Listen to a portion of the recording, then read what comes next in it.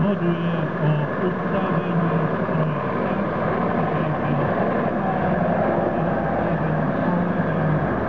zřizované vedení a aby nedošlo k ohrožení stroje příslušnou mimořádnou událostí. Vidíte, že vystupuje velitel družstva, to je ten, co sedí vedle řidiče a udílí pokyny všem ostatním. Velitel vyráží na oblídku místa mimořádné události. Prvotní při mimořádné události je záchrana lidského života, čili vidí tam ležící postavu, čili bere sebou tu první dvojici a společně provádějí záchranu nebohého roběte, které bylo uspáno kopými splodinami požáru. Všimněte si, že je rozvíjeno dopravní a bojové vedení, či dopravní vedení a útočný proud. Vidíte vedení B, průměr 775 mm, od stroje k rozdělovači a od rozdělovače jsou na to nataženy dva útočné proudy.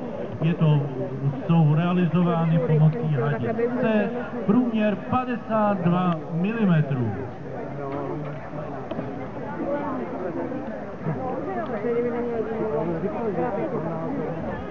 Jinak zároveň je vzadu, to si budete moct pohlédnout potom při ukázce, použito plovoucí čerpadlo, které bude kontinuálně doplňovat vodu do cisterny.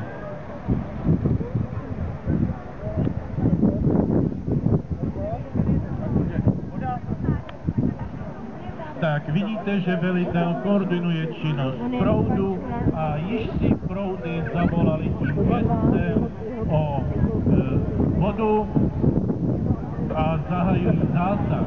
Nejprve dochází k lokalizaci požáru, čili nejprve se snažíme zabránit dalšímu šíření požáru.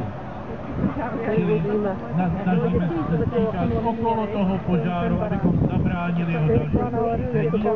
V momentě, kdy bude zabráněno dalšímu šíření požáru, přikročíme k jeho likvidaci, to znamená, začneme stříkat tu vlastní ohnisku požáru. Jinak požár má 4 fáze: iniciace, rozhořívání, vlastní hoření a dohořívání. Čím dříve je požár zachycen a je započato s jeho likvidací, tím menší jsou následky a tím méně sil a prostředků je třeba jeho likvidaci.